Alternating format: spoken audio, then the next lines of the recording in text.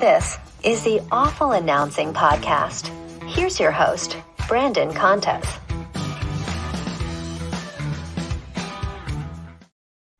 All righty. Welcome to episode 20 of the Awful Announcing Podcast. I'm your host, Brandon Contes, back from a week off after my wife and I had a baby, and I just so happened to be off during what might be the biggest story, maybe in sports and pop culture history, with Taylor Swift and Travis Kelce becoming a thing. So I apologize that I don't have an episode prepared on that, but we do have Pablo Torre joining us today. And Pablo, who recently joined Dan Le Batard's Meadowlark Media and launched the podcast Pablo Torre Finds Out. He also still works for ESPN. So if you find yourself at a sports bar or an airport around 5 p.m., there's a good chance that you'll see Pablo on TV there. Pablo, thank you so much for taking some time to come on the podcast today. Is there an episode of Pablo Torre Finds Out about Taylor Swift and Travis Kelce in the works? I have so much I want to tell you right now. I'll start with your last question. Number one, we have an episode that is absolutely intersecting with the Taylor Swift industrial complex and the Travis Kelce story. Okay. That is just a very small tease. It's weird how this story has happened while we've been working on something that absolutely does have to do with it in a way that I cannot reveal. Beyond that, though, I am so sorry that I am not Taylor Swift. I feel like, yes, bringing me in to substitute in for anybody to talk about Taylor Swift is a real disappointment. So I apologize. Also, you just casually mentioning Brandon. Oh, by the way, just had a kid. Yeah. Congratulations, man. Thank you. That's the lead here. I want everybody to appreciate that you've buried the lead here. Thank you. Yeah, we had a baby 2 weeks ago, and we moved into a new house 3 weeks ago. So it's been total whirlwind of emotions, but all good stuff.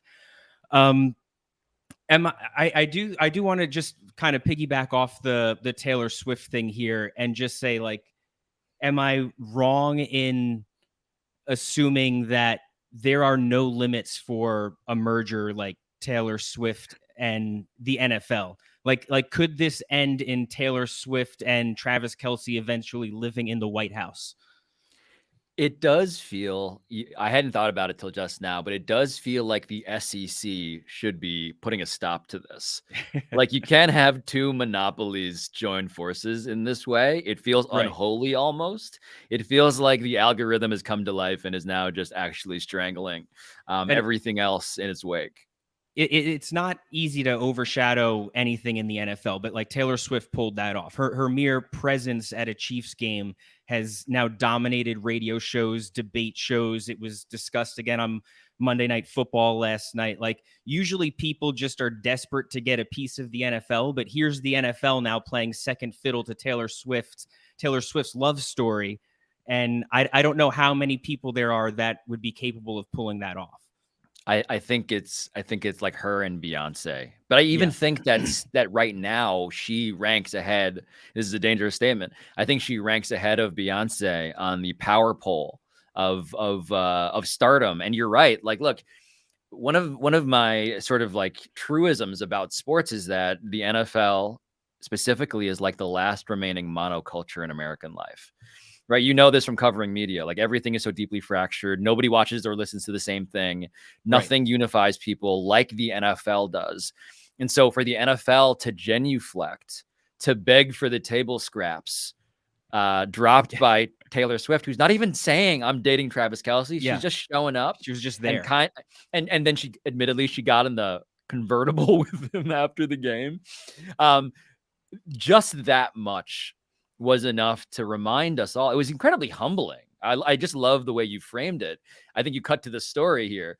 It's incredibly humbling to realize, as much as we think that the NFL is the monoculture astride a planet Earth, if not American society, for all time, it is just now in perspective as to what really moves the needle. Yeah. And it's Taylor Swift deserves every cliche as to Yeah, a 5-tool player who has it's just like, yes, her.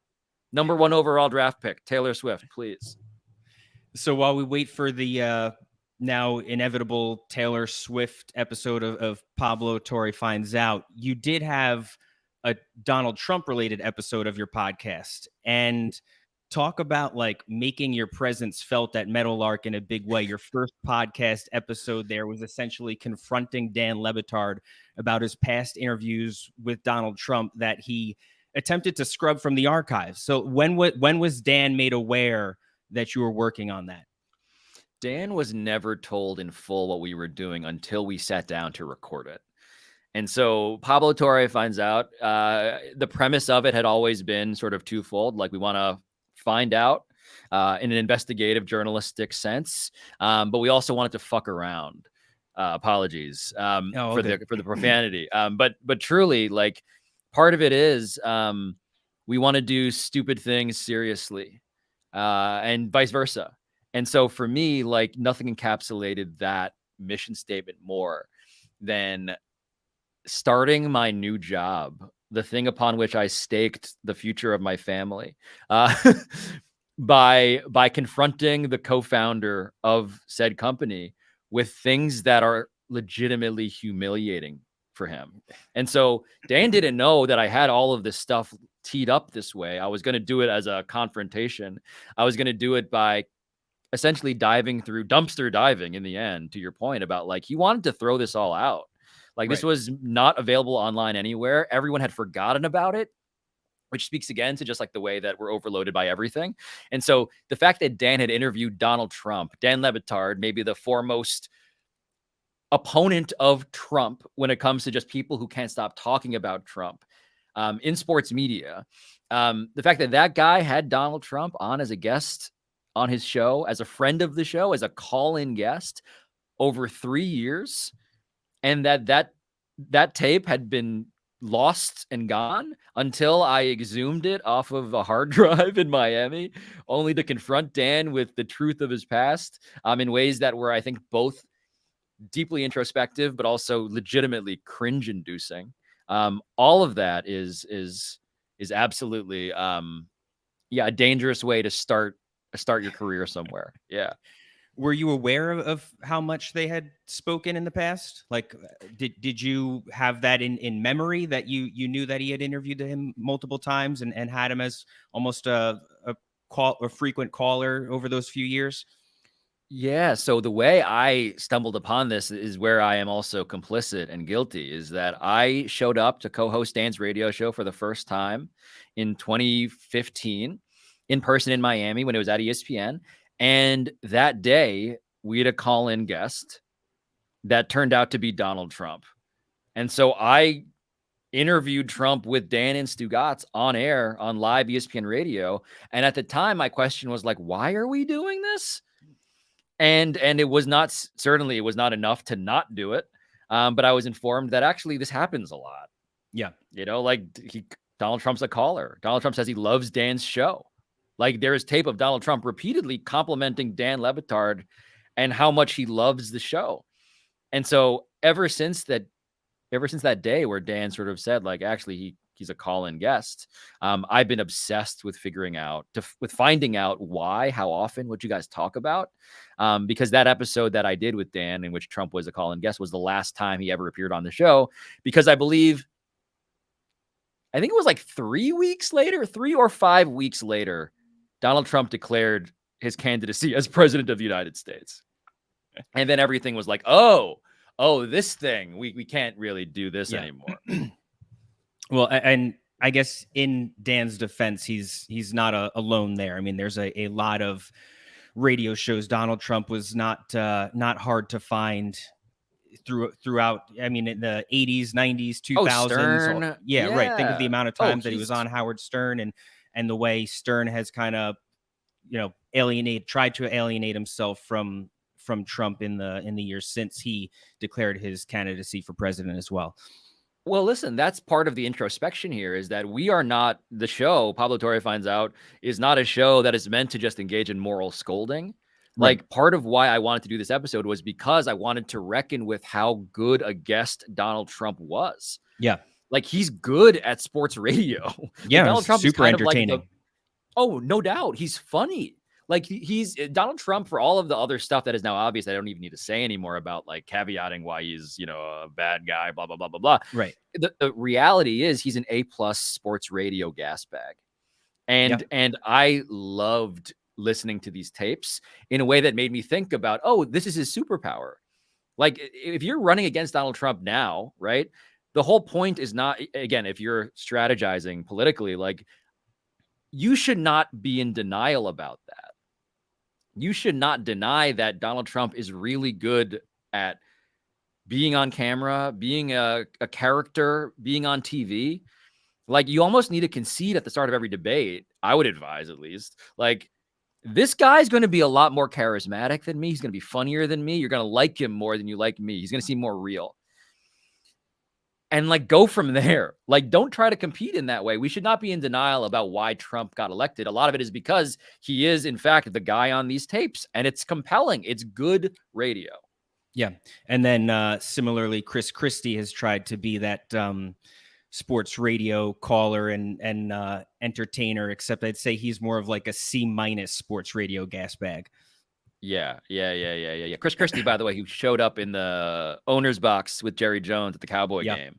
Again, just sort of being like the also ran in the derby of like celebrities in any given news cycle. It's like, yeah, sorry, Taylor Swift took your shine there, buddy. You've compared the new podcast to a magazine. What magazine do you think is most capable of running with the headline, "Is Russell Wilson an undercover alien running for president of the United States?" I should make clear that not every episode is about the presidency, but it is about people who are, I think, just like super strange, I don't know, characters who I find like actually interesting on a level of just human nature. So what magazine would run with that? I'd like to think that we're pioneering that magazine right now, Brandon. I don't know if my editors at Sports Illustrated or ESPN the magazine, or certainly the New Yorker or Rolling Stone would all sign off on that headline. But truly, like, it is the reason why I call it a magazine is because what I'm trying to do is something different. I've worked on shows, hosted them, still love appearing on shows that react to the news cycle and try to read people's interest as a way of generating the rundown. So like, oh, the Cowboys had a big game. That's obviously A1. First Take's going to lead with that. So will PTI, so will Around the Horn. ESPN Daily, when I hosted it, felt obliged to respond to the biggest things happening in that day in sports. And this show has a magazine sensibility insofar as we're going to give you somewhat of a zag away from other people's zig. You may be thinking about Russell Wilson in some sense because the Broncos just lost by 50 points. You missed that one too, by the way, by caring for your child. The Broncos lost by 50 points to the Dolphins.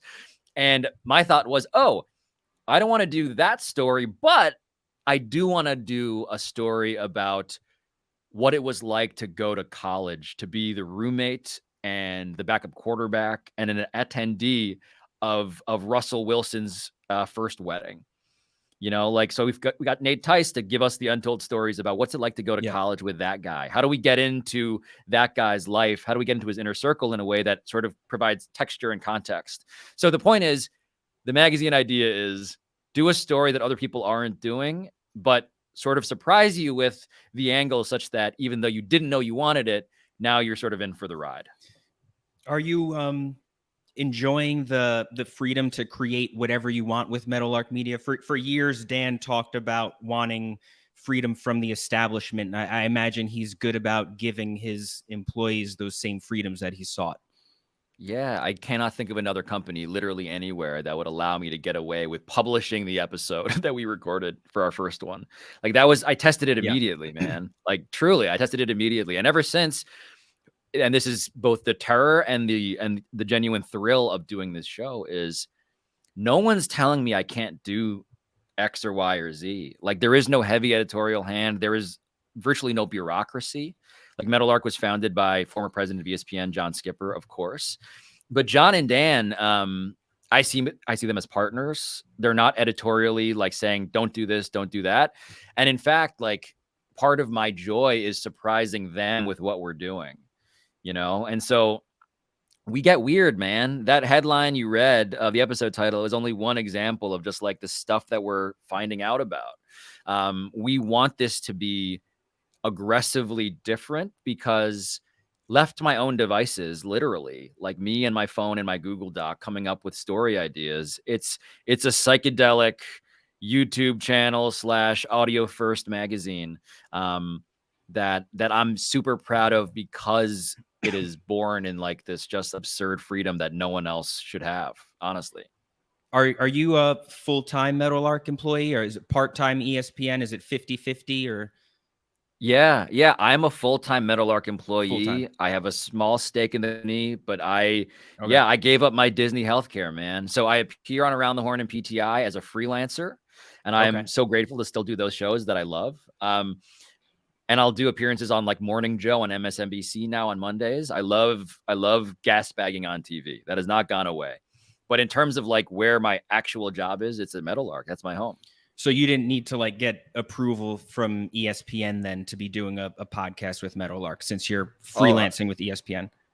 Well, part of the deal, the negotiation was, and this was not guaranteed by any means, was, hey, can I still do these TV appearances, 100 a year on ESPN, while taking my digital self, like the future of my career, honestly? Like, we're I don't know if you've heard about this, Brandon, but the internet's like super important now. As we talk through our computer screen. No, I needed to negotiate that. I needed to negotiate the right to own my digital self and then sell it and partner with Meadowlark to do it. ESPN had to sign off on that. And I am, legitimately, eternally grateful that we worked out a delicate diplomacy that allows me to do both. So do you think, like, has Stephen A. Smith with his podcast being independent of ESPN, has that helped kind of pave the way for ESPN employees to work at ESPN and then still explore and launch other ventures outside of it? Yeah, I think it's pretty safe to say. I mean, that's an astute reading of it, right? Like Stephen A. is the most important person at the company in terms of talent. That seems pretty indisputable. By the way, again, Chris Christie comes up when he has Chris Christie on his podcast, right, to kind of endorse him for president. Yeah. I don't want to keep talking about Chris Christie with you, but it is telling. Like Stephen A. goes on Fox News. He does whatever he wants outside of his ESPN life. Like on ESPN, you abide by ESPN's rules, but I think it's a recognition by ESPN and by Jimmy Batard, president of ESPN, of course, that we're living in a world where people have multiple jobs. That's the future of media, is that everyone's sort of like slicing themselves up and apportioning it to different places. And I think it's just a smart, realistic strategy of like, oh, people are going to need to do stuff elsewhere as well as the stuff they do for you. There has been a sort of recent trend with some conservative voices leaving ESPN, citing censorship and the need for more freedom. And I think we could certainly poke some holes in some of those claims, but I'm curious if you think that Dan is able to ignore party lines at all and maybe sympathize or understand where they're coming from, considering he left ESPN similarly seeking more freedom. Yeah, I think that's an interesting question, right? Like, I can't speak for Dan, but I do believe that there are constraints placed when you're on ESPN Air. And I think the piece that got reached, or at the very least, the peace of mind that got reached as to why Dan wanted to leave and why others have left, whether it's Sage or whoever else, like, I think people can understandably bristle that when you're on ESPN Air, there are different rules, and I don't think there's any real arguing about that. Right.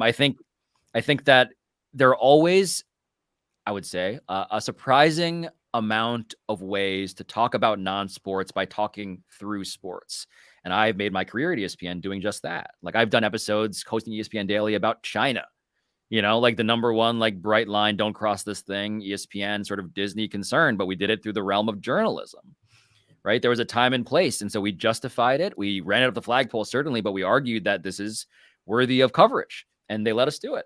And so I think it's just a matter of time and place and setting. Like, and also what I came to make peace with also was, if I want to do my weirdo stories that are going to be like ever more aggressively zagging away from the sort of straight ahead rundown of sports topics, then I probably should leave. And Dan certainly made that call too. And so I do think there is a fellowship among people who maybe want to do more and just weren't satisfied by what the ESPN constraints were. But I also think, I don't know, the idea that any of us are victims because of it. Yeah. Across both party lines, I'm always like, I don't know, man, it's a pretty good job. Right. And it's just that you know the terms of conditions. Yeah, I think that's kind of aside from the different views on politics and maybe some social issues, I do think the difference is that like Dan wanted more freedom. He left ESPN. He launched his own platform. He didn't play the victim, as you said. He didn't do a media tour kind of bashing ESPN. Instead, he just quickly legitimized his motives by starting Meadowlark and going independent. But I do still think that there's at least some parallels between Dan, Sage Steele, Allison Williams, Charlie Arnold, at least saying that part of the reason they left ESPN is for more freedom. Look, I think that, and by the way, I'm sure some people are out there like, Dan complains about ESPN all the time. And look, I get it.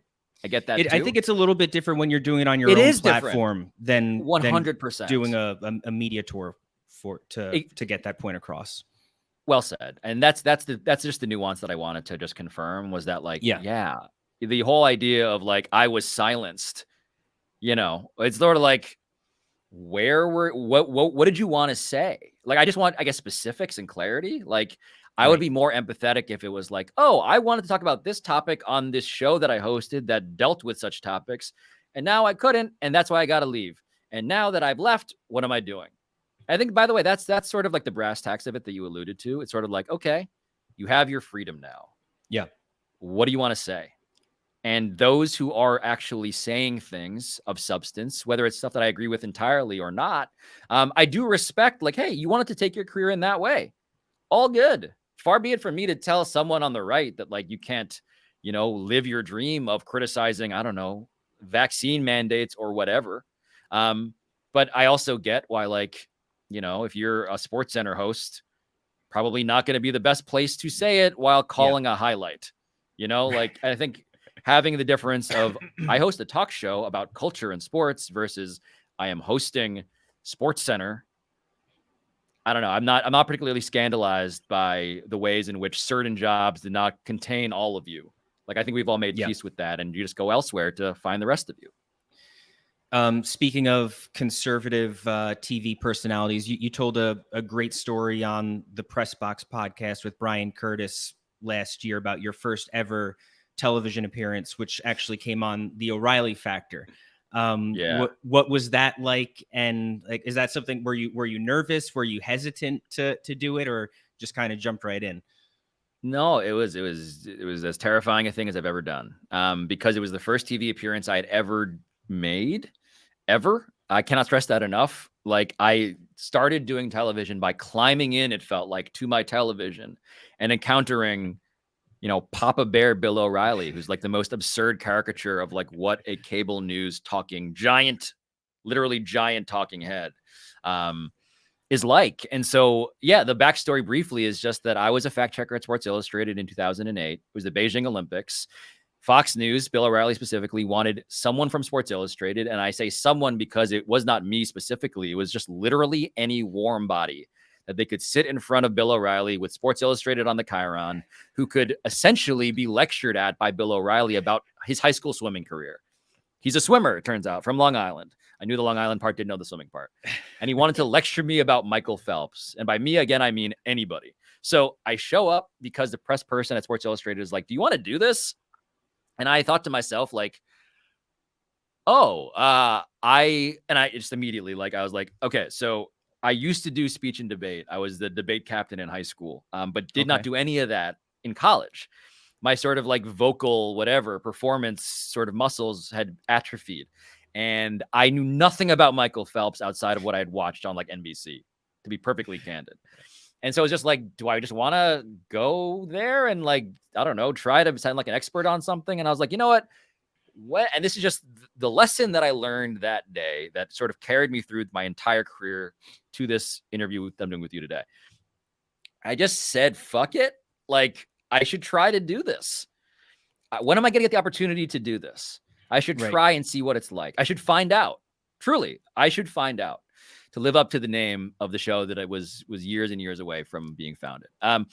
And I did it, and I learned a lot, Brandon. I learned a lot. I learned about listening face, which is a thing that anybody now knows from Zoom calls, and certainly Stephen A. is a master of, speaking of him. It turns out when you're listening to someone lecture you about Michael Phelps, you may still be on camera, and you shouldn't look like you're crapping your pants, terrified while you're listening. You kind of should nod and stuff or respond, laugh like a human. Like, that was a real big lesson. But the second lesson I learned was that I need to try this again. You know, like, oh, I didn't drown. I survived it. Despite that, I survived it. And so truly, like, every other opportunity that came to me from then on, will you appear on CNN to talk about Lawrence Taylor's scandal? Will you go on MSNBC to talk about Tiger Woods? Whatever these sports stories were that would penetrate the cable news cycle, they just knew that I wouldn't drown. So they kept on throwing me out there. I was just like a random talking head doing cable news hits for $0. And I just kept on saying yes. Can you kind of measure what the toughest TV appearance of your career has been?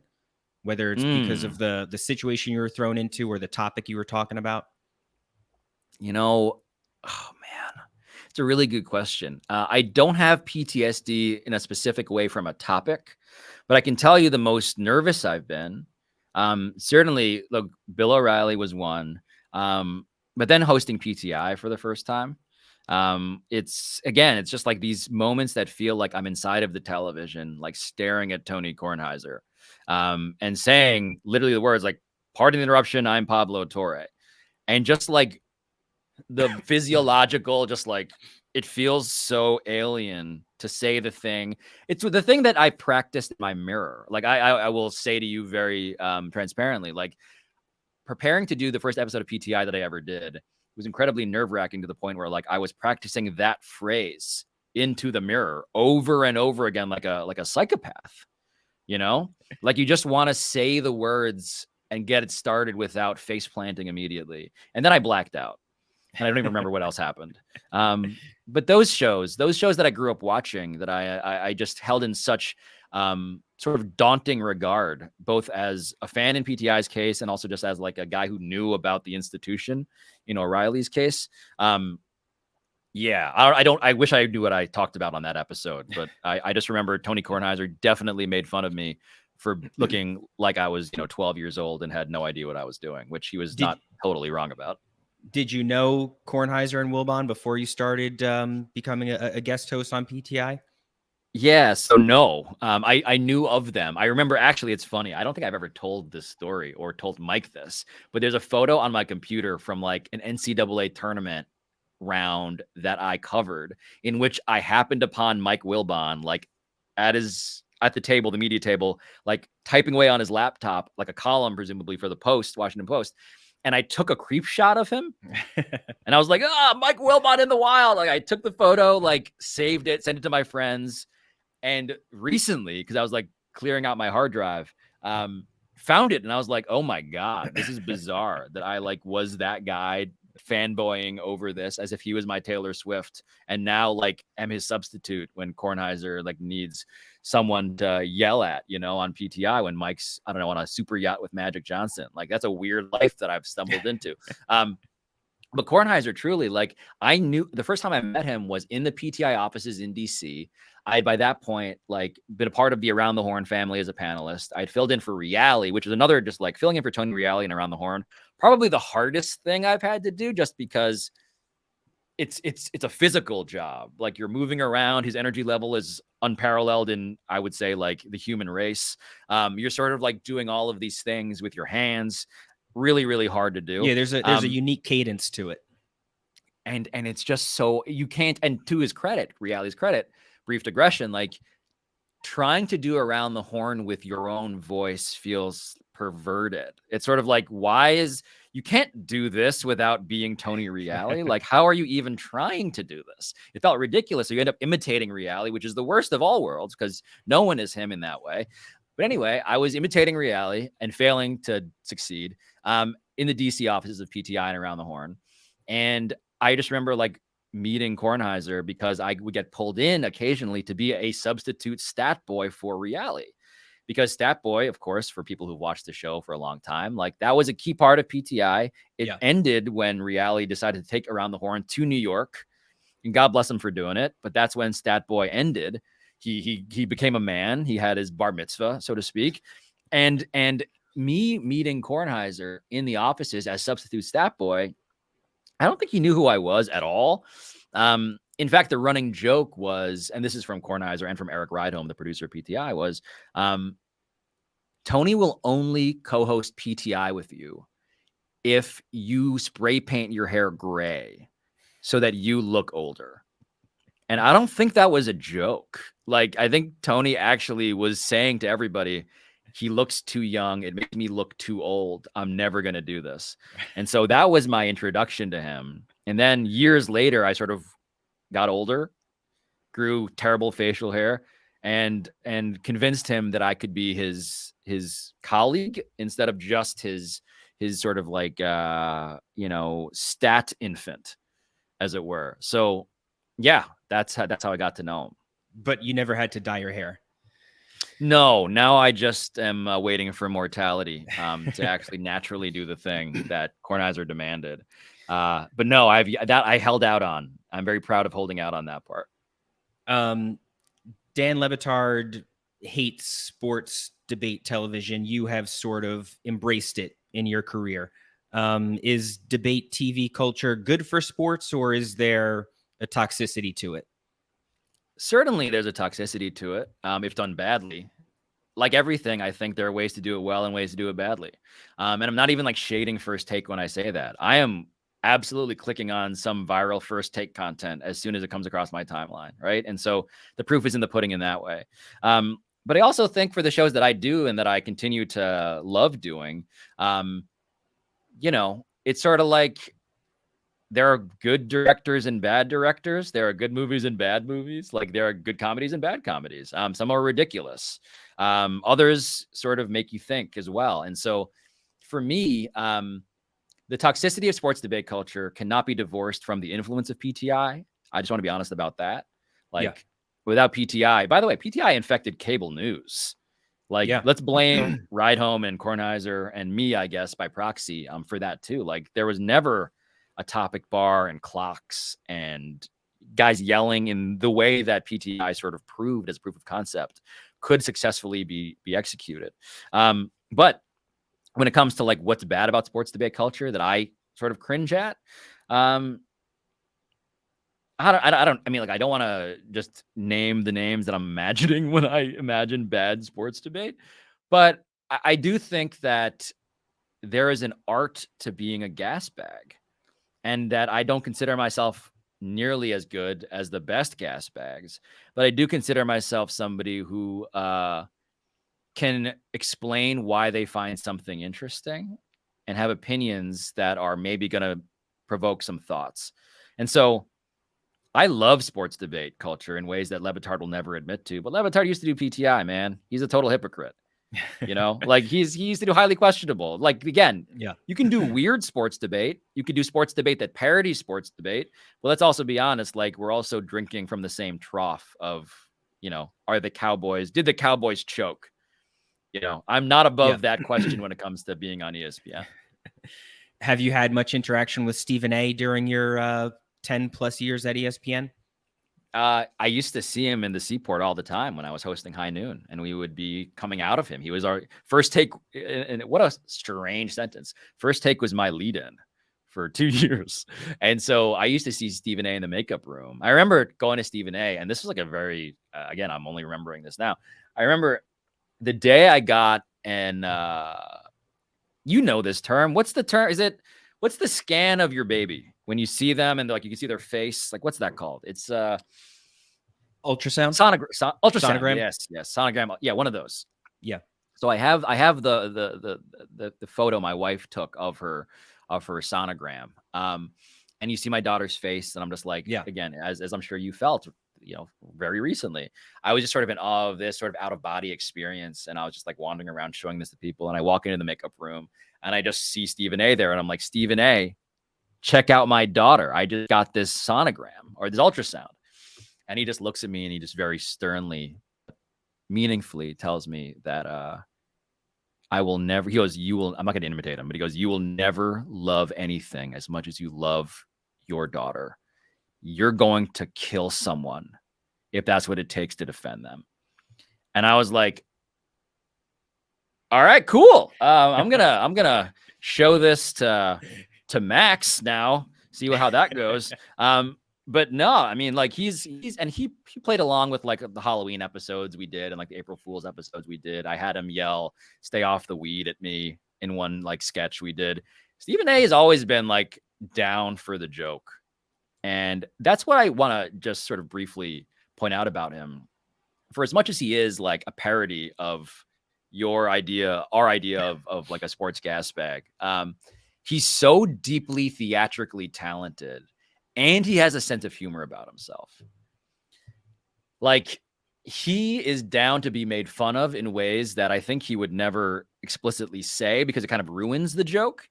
But if you just see what he's willing to do, it's clear that it's true. And I think that's just so key to like the job that he does.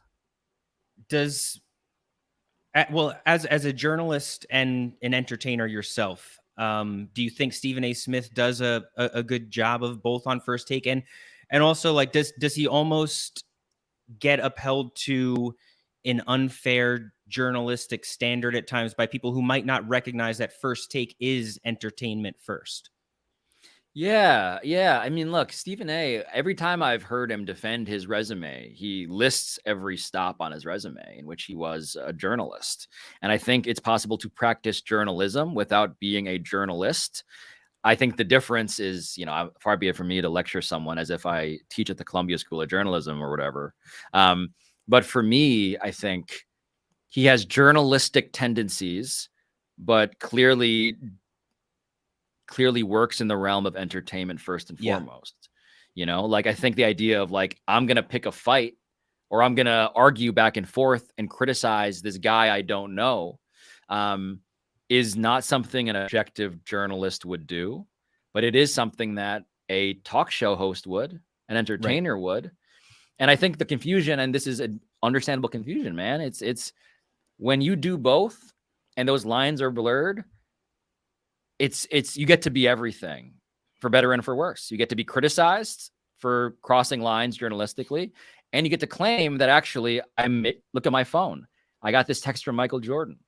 Look at my phone. I was talking to this head coach, And so being plugged in, journalistic tendency, is added value. He's really, really good at that. At the same time, he's going to horrify professors of journalism who say that, of course, he is conflicted and is motivated by things that are not the pursuit of truth, but the entertainment value of the show. And in my own way, perpetually, I reckon with this too. I mean, in my own way, far smaller, I'm always making that calculation of like, am I going too far here? I think part of being a journalist, Brandon, just to wrap up my little hobby horse I'm on, is just, it does mean not saying everything. And so the question of like, what am I going to report and say? You need to make sure that you have rigorously interrogated yourself as well as your source. Did I do enough to bring this onto the record?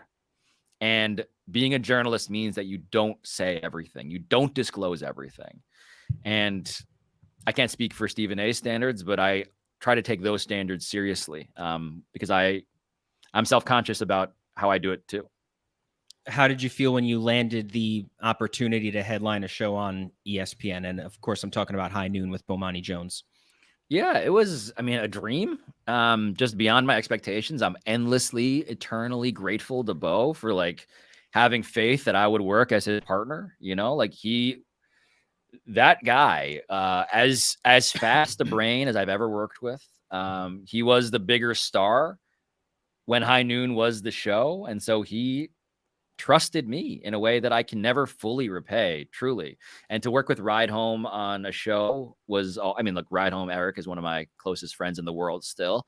And so for us to all work together was something that I look upon with such nostalgia and fondness, even if it didn't end the way that, we wanted it to, even though there were changes along the way. I think that's something that I'm so glad I did. I found out what it was like, and I'm very glad I did. Why didn't the show last, in your opinion? Oh, I mean, look, multivariate equation. Was it right? given enough of an opportunity as a live show before it went to being a pre-recorded show? Yeah, so just as the standard caveat is, I have no ill will towards ESPN for making this decision. I don't want to make it seem like I'm losing sleep over this. I do think the best version of the show was an hour live. It was the best way for both of us to be our best selves and build chemistry and sort of show off our processing sort of stories in real time, and the unpredictability of the digressions we would go on. And I think we were all fully sort of in on that being the premise. But then, of course, like, for various reasons, because SportsCenter wanted that slot or earned that slot because of ratings, and because the 4 p.m. happy hour sort of like extension ended up being where we got moved to the 30-minute format. Yeah. That's where I think immediately just the crunch affected us in terms of just like what the show was, what we each individually were trying to be in that context. And then also, I think, to be blunt, like in retrospect, like High Noon was an amazing podcast / digital video show that would have found footing digitally in a way that I think would have kept it alive for who knows how long, versus playing the game of, we have a lead in that's First Take, and now we're sort of clinging to the linear television audience, the Nielsen box. Like, I think in that way, the internet was probably the best fit for us, even though ESPN, again, grateful for it, is a television company first. And I totally get why that's where, and I wanted that, by the way. I wanted a TV show. There was prestige there.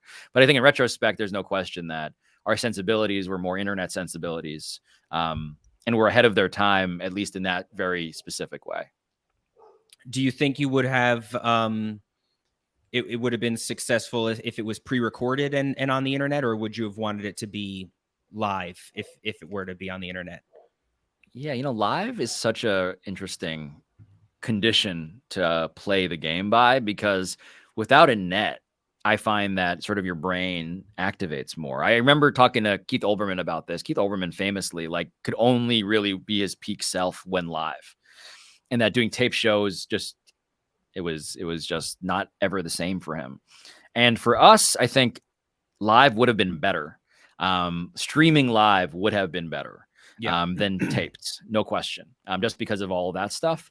But I also think the bigger differentiator was just the ability for young people to go find it, at 12 p.m. or 4 p.m. Eastern time. I just think we have a better shot at reaching audience over the internet than we do people who might be in front of a Nielsen household, connected television during the day. Is it hard to keep working for the same company after they cancel your show? Like, did you ever feel inclined to leave ESPN out of spite after High Noon ended? No. I mean, this is just the truth is that I like working for ESPN has changed my life. Like, I'm not ready to get off the television in that way. It's why I carved it out for my current deal. Even when I had this exciting opportunity to become a 3-dimensional version of myself with Meadowlark. Certainly there was hurt, Yeah. Let's be blunt about that too. There was hurt there. Your pride is damaged. But at the same time, you sort of get that this is the business, and you at a certain point realize, but the good news is I get to still do Around the Horn, get to still do PTI, get to still do Highly Questionable. At that point, Highly Questionable was still around. Dan was still working for ESPN. I had a fallback that was unusual in that I got to still work with my friends. And then I got the opportunity just to prove the point of hosting ESPN Daily for 2.5 years or whatever it was in the end. And that was wildly fulfilling. And I don't do what I do now without that. And so yes, some bitterness because I'm a flawed meat sack of a human being, but the opportunities I was given afterwards, are tremendous, man. Like I can't complain about that. I would be a total hypocrite if I did.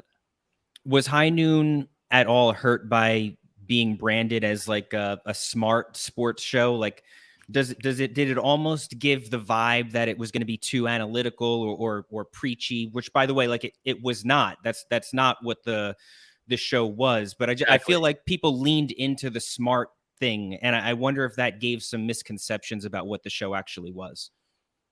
I'm sure it mattered, right? Because on High Noon, what we did was mostly laugh and do lots of silly things. I mean, we did weird cold opens, we did weird bits, we did stories that were absurd. We talked about Nathan Peterman repeatedly. Like, we were just doing stuff that I think made us think and made us laugh. Smart and funny is always what I'm going for, even still today with the show that I do now. But I do think that framing and branding is so important, right? Like, if we, in any way, and this is just me playing along with the hypothetical proposed, if we were branded as the egghead smart guys who scolded you about how you're dumb and how you didn't have the right thoughts and you were immoral for rooting for this thing over the other thing, that sucks. Like, I never want to be that. And I get why in Twitter, in sort of Twitter parlance, like, to be on the left and to be smart means that you're preachy, and that means that you're like trying to serve people vegetables inside of this vending machine that they just want candy, out of. Right. And so to me, smart is dangerous, even though smart is always what is at the core of me aspirationally, because what I want to prove is that it's actually kind of fun to find stuff out that you didn't know before. And if that means melting some cheese on your broccoli, I will go to that length to do it, but I don't want to be known as broccoli guy. That fucking sucks. Yeah. You are smart. You went to Harvard. You were going to go to law school. You ended up, as you said earlier, being a fact checker at Sports Illustrated instead. Was there ever a moment of like wondering if you were almost doing yourself a disservice by not doing something more? Like, was sports going to be fulfilling enough? Yeah. I mean, my parents have asked me for years, like, you're not going to go to grad school? Like, why did we come to America? If you're going to just like, dick around doing sports stuff. That was earlier on than recently, admittedly, but certainly I just had an episode of my podcast of Pablo Torre Finds Out where I talked to Dominique Foxworth, who went to Harvard Business School, ran the Players Union, played in the NFL, about like how it is we both wound up doing this job, sports media. And what we both settled on, despite our neuroses and our inferiority complexes and our insecurities about could we have done, and I still want Dominique to like run for Senate at some point, by the way. What could we have done is sort of this tantalizing idea when we are, I think, facing like real world, we're talking about real world problems. And I'm like, oh, the guy who's tasked with solving this, though, I went to school with. I know that guy. Like I was in a class with that guy and that guy sucks. Why am I not like trying to help this problem? Why am I not trying to solve the issue of our broken American political system? And I hate to always come back to politics here, but it's always just the most obvious thing when it comes to like, I went to a school that produces presidential candidates. Yeah. I went to school with Vivek Ramaswamy, and now I'm watching him like try to con America into electing him president. And I'm like, as much as I complain about that rightfully, I also know in the back of my head that like the best counter to him is to do something about it yourself. And so I'm not going to do that because running for president is psycho shit. But I am definitely aware of the ways in which I need to make sure that what I do is meaningful. And sports media to me is meaningful. It is unapologetically. Sports is meaningful to me unapologetically, because inside of those words, sports and media, you can talk about everything. Like that's kind of the premise of the show that I do. Is it's a show for people who love sports, also a show for people who don't know or care or even like sports, because inside of sports, we can do everything. We can do every section of the newspaper inside of sports. And that's what was so liberating to me as a fact checker at Sports Illustrated, was realizing, oh my God, this is not limiting. This is quietly like a hack. I can quietly do everything inside of this. I've done stories about business, about religion, obviously politics, race, smart and stupid, highbrow and lowbrow. I like to laugh at dumb things, but I also like to challenge myself intellectually. And sports has never felt limited in that way. It's felt the opposite. And that's why I ultimately sleep well at night, is because I have convinced myself that I am actually doing something that has meaning. I had a really hard time accepting Aaron Rodgers getting hurt a couple of weeks ago. So I started going through some of the gut punches that I've taken as a sports fan over the years. One of them I think was Jeremy Lin signing with the Houston Rockets. Oh, to go from out dueling Kobe Bryant in February to getting hurt in March of that year and then leaving New York altogether a couple months later. It was so abrupt and surprising. And I think like Knicks fans thought he was going to be here for a decade and then he was gone. yeah. But those couple of weeks in February 2012 contributed to some of my best memories as a Knicks fan. How was it for Yes. you getting put on the Jeremy Lin beat for Sports Illustrated? Yeah, I mean, that story is the most. I've talked about a lot of out of body surrealistic things that I have like lucked into covering and doing. That's probably number one overall, like in my power poll. I'm Asian American. I went to Harvard.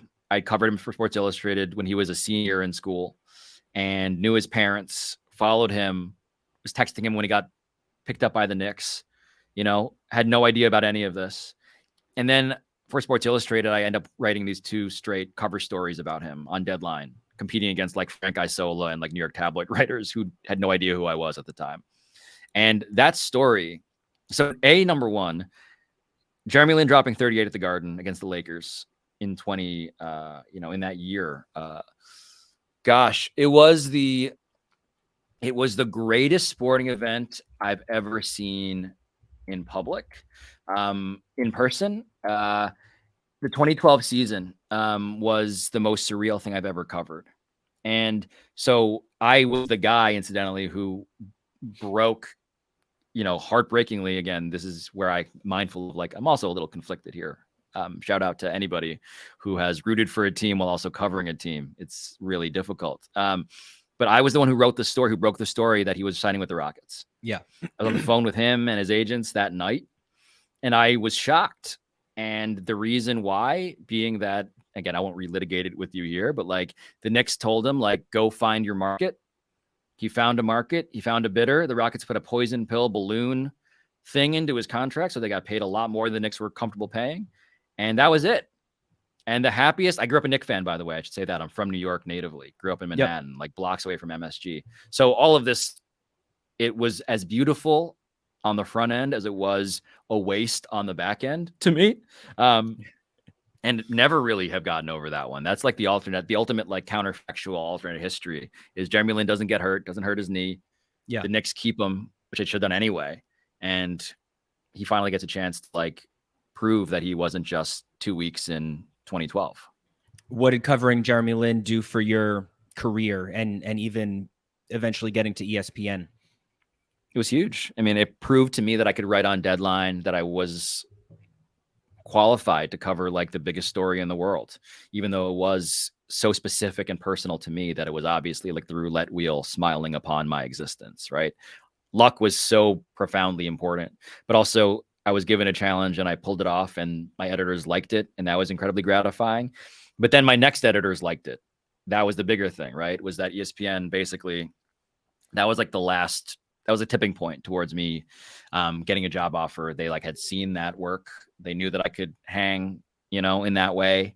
And so, yeah, I told Jeremy this, like I owe him in a way that is, again, journalistically conflicted, but covering him, without that, I don't know if I'm talking to you today. Yeah, I just don't. Had Linsanity continued, like had it gone on to be a 10-year run in New York, and obviously this is a big hypothetical, but do you think that you would have continued to cover it, and could you have almost used it to help foster a career as an NBA reporter, like similarly to the way Brian Windhorst was attached to LeBron James earlier in his career? It's so funny, man. I had never thought about that. But yeah, like I definitely would have tried to do that. I was trying to write a book with Jeremy, and he said no to me, by the way. Like I was really? trying to, yeah, but I get why, because he was the most sort of like sought after athlete on the planet at the time. I was clearly too thirsty. I was trying to overstep in the way that I feel like, a little cringe about now. But I was enterprising enough to try and make sure that this opportunity in my career did not go to waste. And so, yeah, by that logic, I definitely would have tried to become the Brian Windhorst to Jeremy Lin's LeBron James, as pathetic as that would have been for everybody involved. Yeah, I would have made the NBA my beat. I always loved the NBA more than anything else. Wrote about it, covered it at ESPN for the magazine. But I would have gone all in on like Linsanity as an industrial complex. And it would have been very disappointing for everybody, I think, in the end. Yeah. What sports content did you watch and or listen to when you were growing up in New York? Were you a WFAN listener ever? Sports radio, I wasn't a sports radio guy growing up, even though I certainly knew Mike and the Mad Dog because I was friends with I did not have a commute on the way to school. I was always like a subway ride away or walking distance, depending on grade school or high school. But my friends from Long Island, from Queens, from Jersey, like, of course, like I through osmosis, I learned about Chris Russo and Mike Francesa, but was not like a super fan listener of theirs. What I was doing though was, God, I was like, to fit the caricature of like a stat nerd. I was the kid who was like watching games, who was like writing down stats on his own like little notebook, keeping track of stuff. The Dream Team in '92, I was 7 years old. That was like this giant drug. Michael Jordan's prime. I was coming of age when he was playing the Knicks. That was a huge thing. I was an altar server. I went to raised, born Catholic. I was an altar server. The priest at my church was the chaplain of the New York Yankees. So like I got, I was obsessed with the Yankees before then, even more so after that. My dad took me to like Big East games at MSG, even though he wasn't like a huge sports knowledge guy. He like loved sports and like took me along, went to Yankee games. Luckily. So I was definitely a New York sports, weirdo who was just sort of like I'm just now cringing at like all of the ways in which I was like, I had a binder of Michael Jordan trading cards that a kid stole from me at the playground. That was, I just remembered now in a sort of Vietnam flashback, which is very disturbing. Another gut punch. Yes. I can, my daughter's tuition might be in that binder for all I know. But I collected cards. I collected trading cards. I was like, all of that stuff. I subscribed to Beckett Basketball Monthly as if like I was ever going to do anything with these cards. They're still like my mom's house, like I was definitely, nerding out in all of the ways around sports fandom. Maybe this is hard to answer just because Meadowlark is so new, your current venture, but what else do you want to do in your career? What do you aspire to do? You're still very young, especially in terms of sports media personalities. You don't have gray hair yet. What are your career goals or aspirations, whether in or out of sports? Yeah. The show that I'm doing now that I've built, that is graying me, incidentally. I want this show to last for a long ass time. Like I want it to be an institution unto itself. The PTI show and Around the Horn, that stuff has existed for 2 decades. Like my goal is to make something that lasts. I am that ambitious, truly, when it comes to like, I believe in this thing. I want this to be my home. I built it to contain all aspects of me. For instance, like even just the construction of the show, once a week is a deep dive, magazine style, like the articles I used to write. Once a week is a talk show, me and 2 friends, like highly questionable, like the ride home shows that I've hosted and still continue to do. The 3rd show a week is a one-on-one conversation because I like interviews. I like interviewing. And so I built this show to contain every part of me.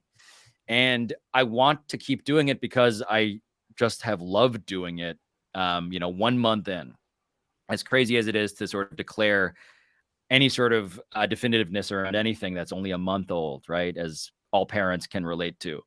You sort of still feel anxious, but you're hoping that you're as happy now as you will be, 10 years from now. So I relate to all of that. But also, like, as long as TV exists, yeah, I love doing it, man. I'm not above it. I love it. Like doing Morning Joe on Mondays with Joe Scarborough, in which we yell takes at each other, is endlessly amusing to me. Hearing Joe Scarborough say the words Meadowlark Media when introducing me is surreal and makes me laugh, because what a world. And as long as PTI and Around the Horn are still going to be on television, I want to do them. And so I am lucky enough to say, Brandon, that what I want to do long term is a lot like what I'm doing now, God willing. And it's just on me, I guess, to not fuck it up. Pablo, you were awesome. Thanks so much for coming on the podcast. I appreciate it. Congratulations, man. Thank you. Again, I don't want to bury the lead here. That's incredibly exciting, and enjoy the sleeplessness. Enjoy the gray hairs, I should say. Thank you. That is Pablo Torre. I'm Brandon Contes. This is the Awful Announcing Podcast. Please rate and subscribe to this podcast. Please also subscribe to Awful Announcing's YouTube page. But regardless of how you consume Awful Announcing and the Awful Announcing Podcast, thanks for listening, and be good. Thanks for listening to the Awful Announcing Podcast. For the latest news spanning the sports media landscape and more, check out awfulannouncing.com and follow us at Awful Announcing.